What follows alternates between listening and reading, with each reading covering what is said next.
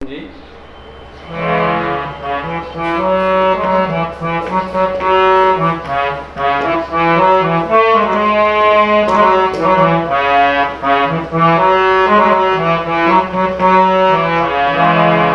जैसा भोजन खाइए वैसा ही मन हो, जैसा भोजन खाइए वैसा ही मन हो, और जैसा पानी पीजिए वैसी वाणी हो, कबीरा वैसी वाणी हो। जैसा आचरण में आप रहेंगे, जैसा आचरण आप करेंगे, वैसा ही आपका स्वभाव हो जाएगा। और जो आपकी आचरण में परिवर्तन आएगा, ठीक वैसा ही उसी प्रकार का, जिस प्रकार जैसे आप भोजन और पानी आप ग्रहण करेंगे, वैसा ही उसी प्रकार की सोच और आपके मन में निर्मित हो जाएगी। जैसे लोग मांसाहारी भोजन जो करते हैं, उनकी सोच बिल्कुल जो पशु और पक्षी की सोच होती है, वैसी सोच वो उनके मस्तिष्क में आ रही है। लगातार मैं आसपास देखता हूँ इस तरह का जो भोजन कर रहे हैं। और जैसा अशुद्ध पानी की अगर मैं बात करूं तो पानी यानी कि संगति, ठीक है, जिस प्रकार की हवा बह रही है, जिस प्रकार का वो उनका एनवायरनमेंट जिस तरह का है, आसपास के लोग जिस तरह के हैं, कहते हैं कि वहां गए तो पानी बदल गया। पानी तो ठीक है, लेकिन गए तो जैसा पानी अशुद्ध पानी ग्रहण कर रहे हैं, वैसा ही उसी प्रकार का उनके मस्तिष्क की अशुद्धियां हो रही हैं। और इतना ही नहीं, उनके विचारों की भी अशुद्धि हो रही है। आहार का सभी प्राणियों के जीवन पर बहुत ही महत्वपूर्ण स्थान है। हम जैसा भोजन करते हैं, जैसा आहार लेते हैं, वैसा ही प्रभाव हमारे मन के ऊपर पड़ता है, हमारी बुद्धि पर पड़ता है। उपनिषद में लिखा भी है कि आहार शुद्धौ सत्व शुद्धि, यानी हमारा आहार शुद्ध होगा तो हमारी चेतना भी शुद्ध होगी, और चेतना के अनुरूप ही हमारे विचार होंगे, हमारी बुद्धि होगी, और हमारे वैसे ही कार्य होंगे। और अंत में हम जैसा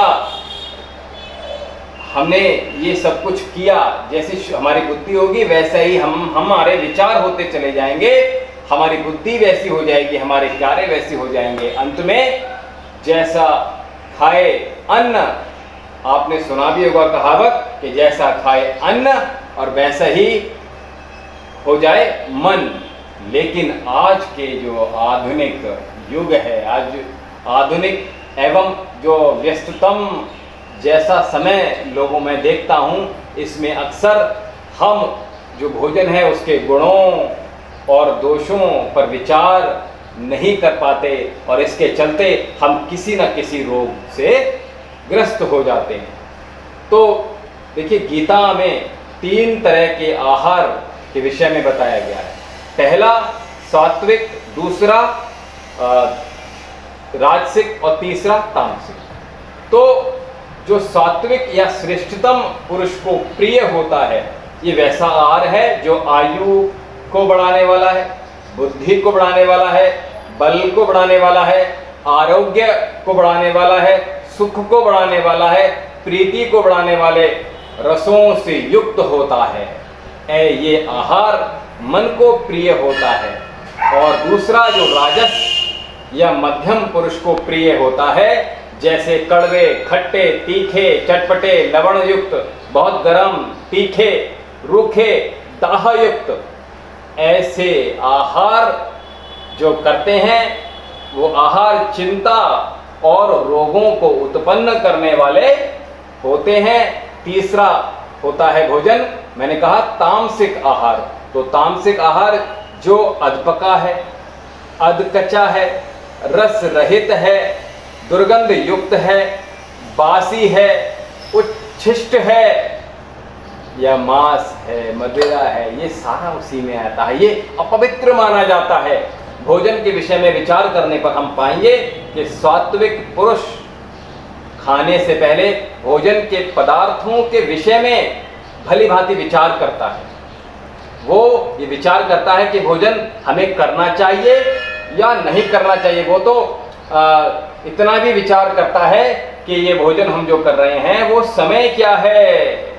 भोजनांते विषम बारी, भोजन के बाद पानी भी नहीं पीता, सूरज ढलने के बाद भोजन नहीं करेगा, कितना भी पूरा दिन का भूखा ही क्यों ना हो भोजन नहीं करेगा। तो वो क्या है, वो ऐसा भोजन करना पसंद करेगा जिससे उसकी आयु बढ़े, बल बढ़े, वह रोगी ना हो पाए। क्योंकि होता क्या है, हम जब भोजन विकृत हो जाता है, भोजन का समय हम खराब कर देते हैं, तो भोजन की जो विकृति है वो हमारे शरीर के अंदर प्रवेश कर जाती है और वह रोगी ना बन जाए, इस बात का वह पुरुष बार बार विचार करता है। वो चाहता है ऐसा भोजन करूं जिससे मेरी बुद्धि सात्विक बने। और जो राजसी पुरुष होते हैं, जो मध्यम पुरुष होते हैं, वो खट्टे, कड़वे, तीखे, दहायुक्त, चटपटे ऐसे पदार्थ वाले भोजन पहले ग्रहण करते हैं और फिर बाद में सोचते हैं कि चिंता करते हैं बाद में और कि ये हमारे दुख ना हो जाए। फिर बाद में चिंता क्या, फिर वो उनके दुख बढ़ते ही चले जाते हैं, तो वो बाद में विचार कर रहे हैं। लेकिन जो तामसी, जो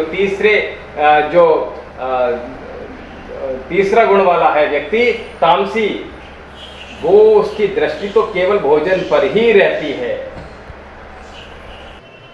जो राजसी भोजन कर रहे हैं, मैं कह रहा था, जो राजसी भोजन कर रहे हैं वो भोजन करने के उपरांत सोचते हैं कि कहीं मैं रोगी ना हो जाऊं। अरे अब तो कर लिया, अब क्या अब विचार करना, अब तो रोगी हो गई हैं, जब भोगी हुए तो रोगी भी हो गए। और मैं कह रहा था तामसी, तो तामसी जो भोजन करने वाले पुरुष हैं, जो लोग हैं, जो व्यक्ति हैं, जो बच्चे हैं, वो भोजन करने के लिए तो टूट ही पड़ते हैं। वो नहीं विचार करते, ना तो पहले विचार करते हैं और ना बाद में विचार करते हैं।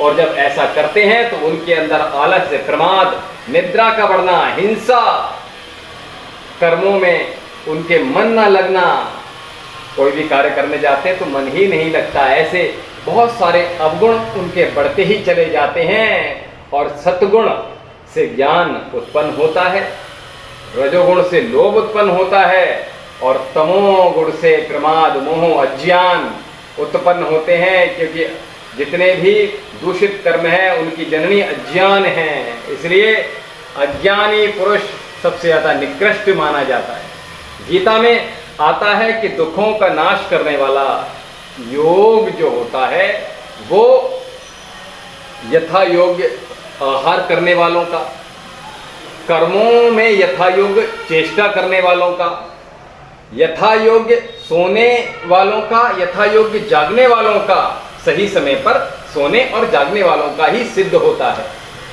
यानी ना तो हमें ज़्यादा और ना ही अर्थात अपने शरीर के बला बल के अनुसार भोजन करना है, ना तो ज़्यादा करना है ना कम करना है, अपने शरीर के आयु के अनुसार, बला बल के अनुसार भोजन करना चाहिए। ऊपर बताई गई ये चीज़ें, मैंने 5 चीज़ें बताई जिसमें सर्वप्रथम आहार का वर्णन आता है, उसका ग्रहण करना चाहिए। उसके पश्चात हमें जो विहार की बात करते हैं, आहार विहार, यानी कि जो मैं बार बार बोलता हूँ कि फालतू घूम रहे हैं, इधर उधर नहीं घूमना चाहिए बिना किसी मकसद के।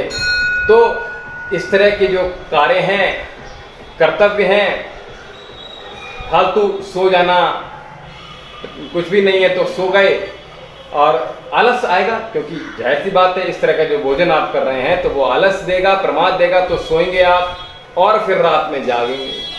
तो ये जो है व्यर्थ, आपका जागना सोना व्यर्थ होगा।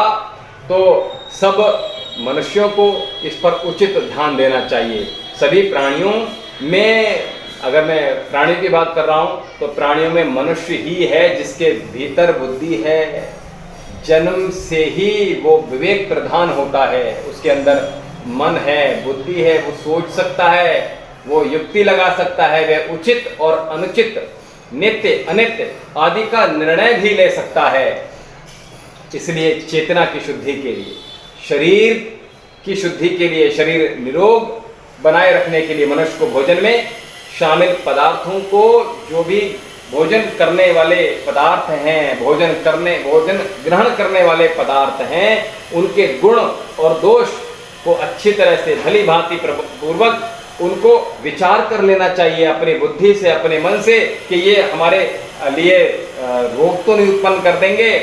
सात्विक भोजन से मन और बुद्धि हमारी पवित्र होती है, उचित चिंतन भी होता रहेगा सात्विक भोजन करेंगे तो, और शरीर भी आपका निरोग रहेगा। और जब ऐसा रहेगा तो आपकी जो कार्य क्षमता है वो आपकी बढ़ जाएगी। तो इसलिए मैं बार बार कहता हूँ कि हमें भोजन के ऊपर बहुत ध्यान देना चाहिए। मैं वर्षों से, वैसे तो भोजन के ऊपर काफ़ी वर्षों से बोल रहा हूँ, लेकिन जो हमारे गुरुतुल्य प्रिय राजीव दीक्षित जी, जिनको मैंने बहुत सुना और बहुत ही उनको जाना, तो वो भोजन के बारे में बहुत अच्छा बोलते थे। तो मुझे बहुत ही रस प्राप्त होता था जब उनको सुनता था, बार बार सुनने को मन करता था। लेकिन केवल सुनना ही नहीं है, मैं आपसे निवेदन कर रहा हूँ, हमें ऐसी बातों को सुनना ही नहीं है, उनको धारण भी करना पड़ेगा। अगर ऐसा करेंगे तो आपका, देखिए, शरीर जो हमारे सबसे बड़ा अभी आशीर्वाद की बात हो रही थी, तो मैंने कहा सबसे बड़ा चर्चा चल रही थी, सबसे बड़ा आशीर्वाद क्या है। तो मैंने कहा सबसे बड़ा जो आशीर्वाद होता है वो दीर्घ आयु के लिए होता है। मैं हमेशा लिखता हूँ दीर्घायु भव, आपकी आयु लंबी हो, क्योंकि आयु अगर लंबी होगी तो आप वो चेतना के सारे कार्य कर सकते हैं, सामाजिक सारे कार्य कर सकते हैं, अगर आपकी आयु लंबी होगी। और आयु लंबी होने का मतलब आप रोगी नहीं हैं, निरोगी हैं, स्वस्थ हैं और स्वस्थ मन से कार्य कर रहे हैं। इसलिए सबसे बड़ा आशीर्वाद दीर्घायु का होता है। तो हमें अपने शरीर के ऊपर ध्यान देना जरूरी है। सोते, जागते, उठते, बैठते, कहते हैं यम नियम आसन प्राणायाम प्रत्याहार ध्यान धारणा समाधि, इनका जो अपने जीवन में पालन कर लेता है उसका जीवन महान हो जाता है। ओम शांति।